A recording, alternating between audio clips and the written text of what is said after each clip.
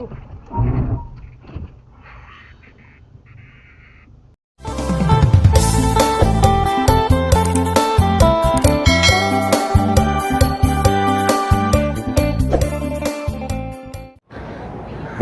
พี่น้องเลย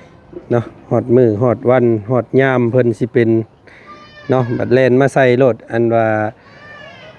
โศกรอดลอยลาบก็ได้เนาะโอ้ยพี่น้องเลยเกิดเหตุอันว่าบ่คาดคิดเมื่อกี้นี่พี่น้องเนาะถือว่าบุญวิทย์เกือบแม่นมุนรถข่อยพี่น้องเลยเนาะนี่บุ้มหลายเติบโอ้เฮ็ดจังได๋ล่ะบาดนี่พี่น้องมันอันเป็นอย่างเนาะมีวัยรุ่นคนหนึ่งพี่น้องอยู่บ้านน้องหัวเนาะเพิ่นขี่รถทางเข้าบ้านนั่นแหละเนาะค่อนข้างจะว่าไวแล้วพี่น้องเลย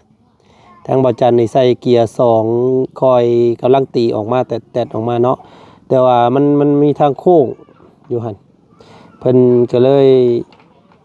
มาแห้งมาด้วยความไวนะพี่น้องเลยเนาะเพิ่นก็เบรกบ่จันก็เบรกเพิ่นก็เลยโยนเข้านี่นิดนึงเมื่อกี้นี่พี่น้องเลยเนาะทะลอกจักเสียดีใดมันสิออกบาดนี่เนาะมันบุบเข้าในพี่น้องเลยเฮ็ดได้เด้บาดนี่เนาะว่ำเลยพี่น้องเลยสิเป็นถึกส่วนตีนรถจักรพี่น้องเนาะไปโยนเขานี่มันก็คือบ่ได้ยินเสียงตึมตึมตามพวกมันก็ได้เนาะน้องมันก็ยังมาให้เขาอีกซ้ำว่าโอ้แล่นรถช้าแน่ว่าซั่นเนาะแทนที่จะขอโทษขอโพยกันพี่น้องเอ้ยเนาะก็ถือว่าพลาดเคราะห์ไปพี่น้องเอ้ยยังบ่ได้แตกบ่มีหยังแตกเนาะแต่ว่าบุบซื่อๆจักสิเฮ็ดจังได๋มีแต่หาแนวอันว่าดึงออกแหละเนาะนี่วิธีให้มันปึกออกมาคือเก่าได้บ่พี่น้องเอ้ยเนาะแนะนำบ่จันมาแน่เนาะเกือบเป็นแป้วโอ้ยพี่น้องเอ้ยอึ๊บบ่ออกเนาะนี่ได้เด้บาทนี่พี่น้องเอ้ยโศกบ่ค่อยอำนวยปานใดมื้อนี้เนาะคาดว่าสิเป็นว่าซั่นซะพี่น้องเอ้ยคิดว่ามันสิมุนเพราะแล้วรถข่อยเนาะมื้อนี้ละมาด้วยความไวเพิ่นก็เบรกทั้งล้อหน้าล้อหลังพี่น้องเอ้ยเนาะแต่ว่าตีนจุกันหน่อยนึงกรึบเนาะก็เลยเกิดเหตุเป็นบาดแผลหน่อยนึงพี่น้องเอ้ยโอ้ยบาดมือเพิ่นสิเป็นบ่ได้ยากเนาะขี่รถ100 200ก็ยังบ่เคยเสียวบัดอันนั้นบัดสิขาดสิเป็นบัดว่าปลับปรับเข้ามาเนาะ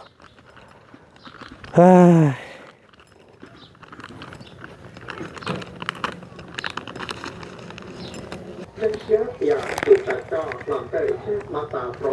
và đã ADP cho phát triển của tàng tàu chân trạng để chỉ khỏi các อย่างได้บาทนี่คือได้ยินเสียงคนเวียดคนแก้วเนาะบาทนี่เนาะส่งเสียงเชียร์เยาวชนไทยในแบดมินตันแชมเปี้ยนชิพ2026รอบภูมิภาคแม่นเฮือนน้องเจืองอยู่บ่นี่เนาะคือมีเสียงโทรทัศน์บาทนี่พี่น้องเอ้ยติดโตข้าเพิ่นมีฟืนมีไฟนี่เนาะพี่น้องเนาะล่าสุดนี่ทางเบาบุญเพิ่นได้มาติดตั้งหนังในโรง โอ้เรียบร้อยเนาะพี่น้องเสียงอบอยู่วันนี้คักโอ้เบิ่งก่อนสบายดีไอ้สบายดีอ๋อโตหน้าจอบักใหญ่นึงอันนี้พี่น้องเอ้ยตัวนั้นมันมีโหมดทีวีนะโอ้ยเนาะจะไปจูโอ้บ่น้อยไว้แท้นี่ว้าวได้แบบนี้เด้อบ่เฮ็ดเด้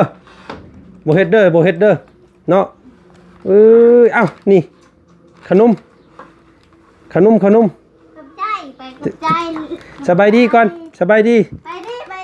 สบายดีกันลูกเร็วสบายดี สบายดี ไม่ได้อ่ะ เออพี่น้องเนาะสบายดีทางน้องฮังอีกรอบหนึงเด้อเอาลูกเอาขนมเอา ขอบใจเด้อ เอาขนมโอ้เพิ่นนั่นว่าได้อันโทรทัศน์ใหญ่มื้อนี้พี่น้องเอ้ยเนาะโอ้เจ้าเนาะ เรียกไปได้ก่อนมา แล้วกันบัดไปเฮ็ดเพิ่นผิดพลาดได้ไปจักอันนี้เนาะกี่นี่คือเสียงออบอยู่เอ้ยบาดนี้ บีบยังไม่ถึงบีบตัวนี้ นี่ตัวไหนครับปึ๊บปั๊บ อ่า ไม่มีอะไรที่ทำให้หนุ่มเด็ก โอ้ย ดูไม่ได้แน่ๆเลย ไม่ได้ช่างไง ช่างเราก็งงคือกันได้อตัวไปบีบเลยเนาะ ดูไม่ได้ ตัวบีบตัวใด ใช่แต่ว่าว้าวพี่น่าจะเห็นพื้นห้องรับแขกนะ สำชีเบิ่งนะนี่ ไม่ได้เลยนะ เฮ้ย เขาจะไม่เปลี่ยนจะ เน้นน้อยสำชีเบิ่งได้อบาดนี้ ชอบซีเนาะคู่คู่ยู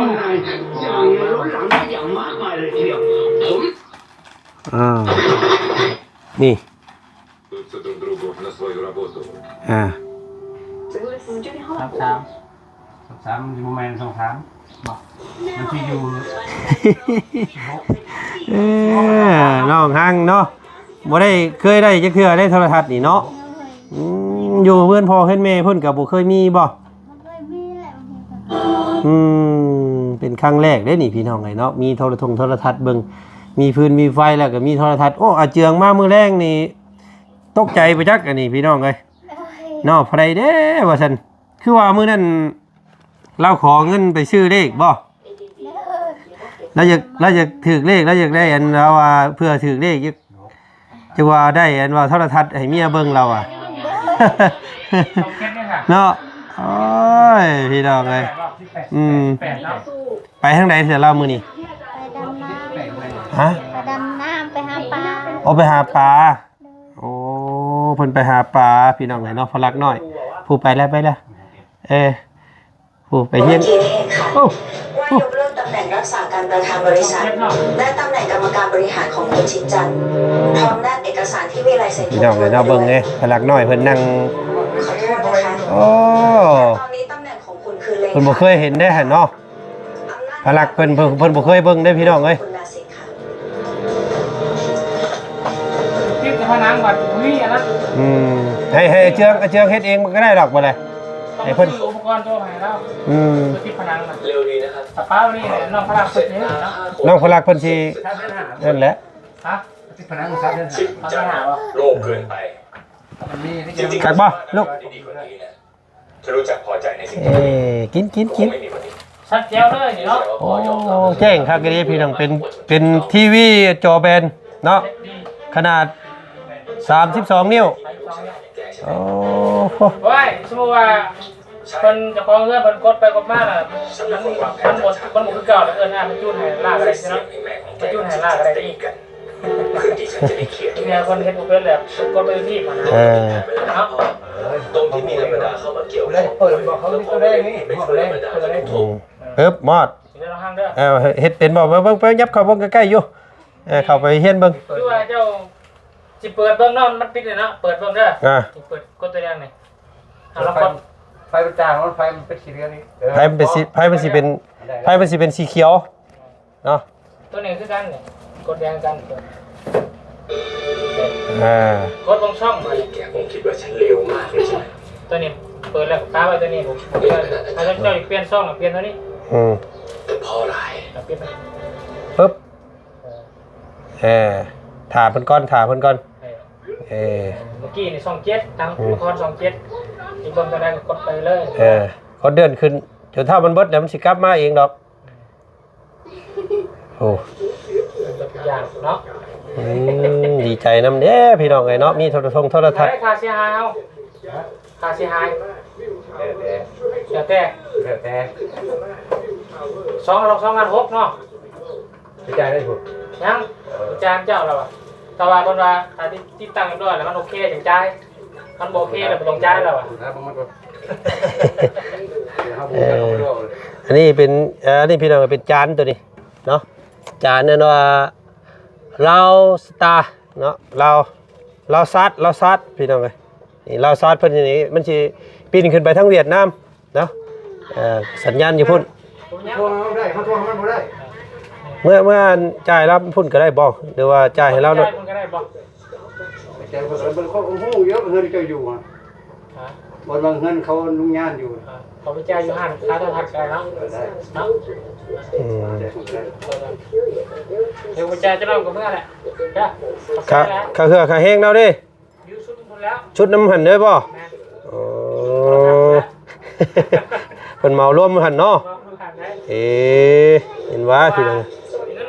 เงิน3 ล้านแค่ที่เราไปเนาะเดี๋ยวจะซื้อมันลงมาให้เนาะ อย่ามันฮ้อน งานแล้วมีโทรศัพท์มีมันลงมาเองแล้ว อืม เดี๋ยวจะซื้อมันลงในที่มองก็จะนอน อายุ31 ปีลอยอยู่ในคลองนะครับซึ่งญาติชายของผู้เสียชีวิตมองว่าหลานถูกฆาตกรรม และติดใจว่าอาจจะเป็นเพื่อนสนิทของหลานที่เป็นผู้ก่อเหตุครับ โอ้มีแต่ผู้ฆาตกรรมกันอีกแล้วทางนี้ก็ได้โอ้ยเนาะข่าวฆาตกรรมนี่ชาติเป็นหลายอืม ฝาเพียนเนาะ มีแต่ จุดครับตั้งแต่ลำคอ หาอันนั้นมาเนาะ ตัวเสียชีวิต น้องพลักเพิ่น ประมาณ3 เบิ่งสิเอาเข้ามาได้พี่บ่อันน่ะน้องห้างเจ้าสิอันเบิ่งอยู่ในเฮือนบ่หรือว่าสิปะไว้ข้างนอก แล้วย่าง ยันคนรักเนาะถ้าว่า มาแล้วย่อไว้เองก็ได้ นี่ขออนุญาตเด้อเอามาเบิ่งนี่เด้อ แท้นี่แล้วเนาะ โอ้เบิ่งก่อนนี่มาก็สิใส่หม่องนี้แหละคำนั้นก็ เสียปะ ต้องเฮ็ดค้าซีนค้า ต้องเฮ็ดแต่งใส่นี่ปึ๊บอยู่นี้ นี่ แล้วก็นอนเบิ่งอยู่นี้เนาะค่ำกลางคืนแต่เฮือนเรามันอันนั้นพี่น้องหรือว่าสิใส่หม่องนี้ก็ได้นี่ ใช่บ่ ใช่พี่บ่ พุ่นบ่ เลย เบิ่งนั่งอยู่พุ่นเบิ่งก็ได้เนาะแม่นความลาวโอ้นั่งพุ่นก็ได้โอเค อันนี้ป้าไว้นี่ก่อนให้อันเจียงเก็บไว้นี่ก่อนเด้อมีตู้ใครอยู่เนาะเอาขึ้นหลังตู้รถเนาะมันจังบ่ได้ตอกใส่ผ้าตู้แบบคือตู้อันถ้วยบวงนี่นะพี่น้อง ตู้โทรทัศน์โทรทัศน์เนาะ โอ้ดิดกระซิดแล้วข่อยบาทนี่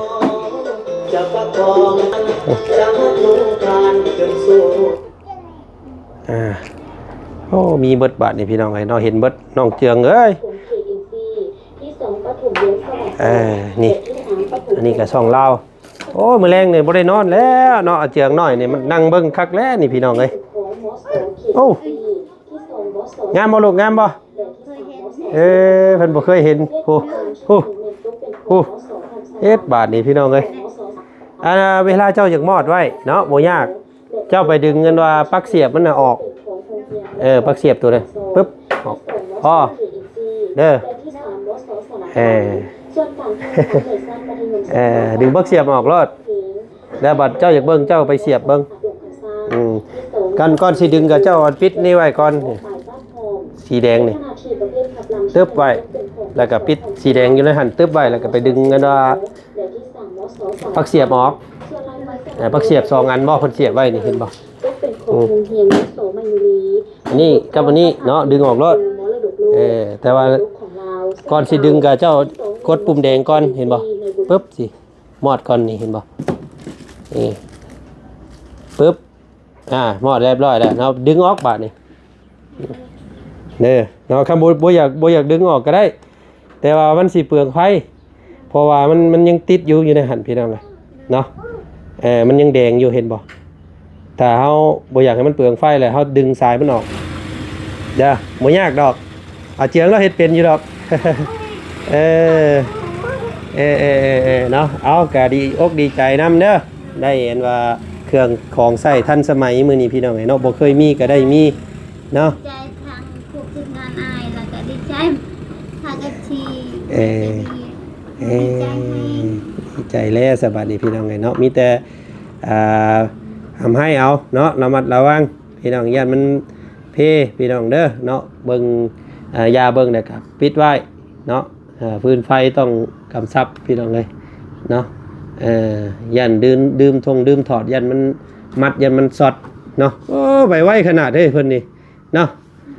ระวังเด้อเพิ่นกำลังไปเป็นซ้ำนี่พี่น้องไงเนาะค่าเดียวได้นี่เห็นบอกกินนี่ปั๊บมาเกือบเป็นลงคันไดเลย เฮ้ยคำหมดแล้วพอเพิ่นมาเนาะเดี๋ยวจังพากันหาหมุ่งไว้เด้อจังหากันหาแนวห่างแนวอย่างเพิ่นใส่อีกตืมพี่น้องเอ้ยเนาะก็มาอัปเดตพื้นไฟใส่คักเนาะกลางค่ำกลางคืนเนาะแจ้งดีบัดนี้เนาะบนมีดอกใดขาดบ่ตะลุมตะลางเนาะอันดอกอันว่าโซดาเซลล์เนี่ยเอาลงตะลุมบ่เอาลงห้องน้ำบ่เพื่อนครัวหนึ่งพี่น้องไงเนาะคอยเบิ่งในคลิปบ่าวเสียงเพิ่นมื้อนั้นพี่น้องไงเนาะเห็นน้องกันว่าน้องหั่งเพิ่นให้โอ้ยเป็นให้หยังเด้บาดนี้ตีกันบ่วะเนาะบ่ได้ให้บ่ได้ตีกันติเนาะอดออมเอากันเด้ออย่าไปให้เพิ่นชาบ้านชาเมืองได้ว่าตีกันจังซั่นจังซี่เด้อเนาะเบิ่งแย่งกันนะพี่น้องไงเพิ่นน้องเจียงก็บอกอยู่ว่าเราว่าโอ้ยเราว่ามาขอเงินน้ำเมียเราว่าไปสิไปเพิ่นสิไปซื้อเลขบ่มื้อนี้เพิ่นว่าเพิ่นเรื่องเทื่อถือเลขเทื่ออยากได้อันโทรทัศน์ให้เมียเบิ่งเราอ่ะเนาะกับพี่น้องเนาะเอาก็คอยเว้าคอยจากันอดออมเอากันนั่นแหละเนาะผัวกับเมียเอ้าเฮ้ยแค่นได้ให้กินหน่อยเด้หมอนี่กินหลายแท้เอาน้ำได้กินน้ำเด้อระวังแค่นเด้อมีบ่มีก็บอกกันจับเจือเนาะเงินคำเอาให้ก็เบิ่งกันแล้วพี่น้องไงเนาะ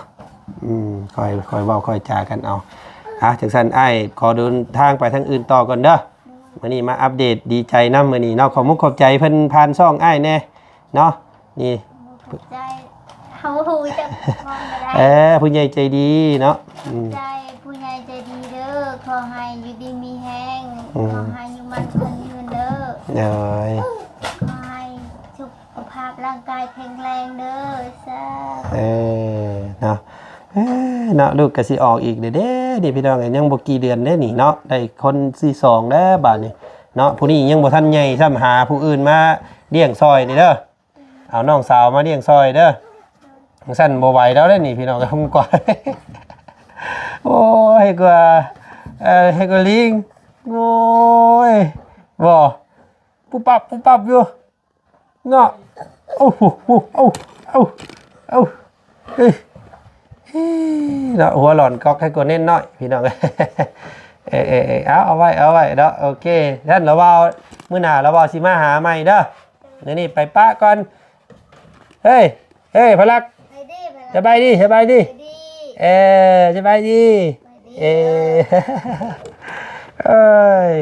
น้อยพี่น้องไงเนาะเอาน้ำให้เพิ่นกินแน่แค่นได้หั่นเอาใส่หลายโพดเพิ่นได้อัดไปเด้อพี่น้องไงเนาะโอ้ยเอามื้อแรงนี่ก็ซ้ำสิเบิ่งแด้นี่เนาะนครหยังเนาะคุมื้อนี่พี่น้องเอ้ยบ่ค่อยได้เบิ่งละครแต่ดนแล้วว่าจันก็ได้เบิ่งข่าวอันว่าน้องแรมเด้อเบิ่งข่าวน้องอันว่าน้องแรมกับเป็นไอ้ต้อมพี่น้องเอ้ย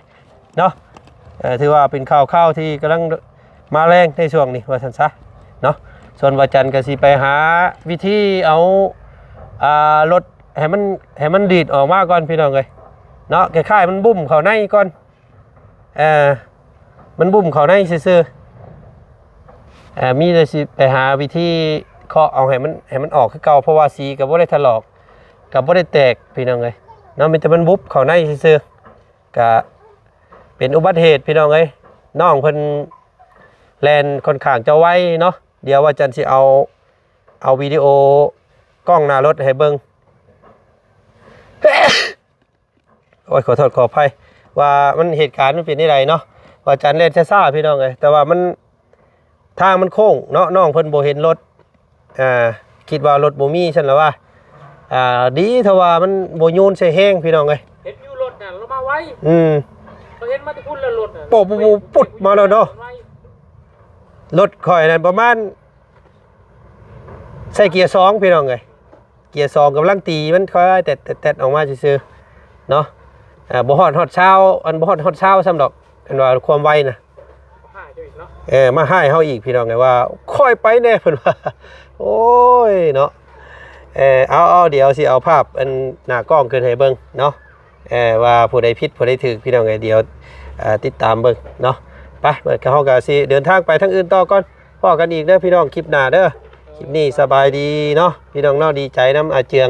ได้ทั้งไฟได้ทั้งโทรทัศน์พี่น้องเอ้ยเนาะแล้วก็ได้หลายอย่างเนาะ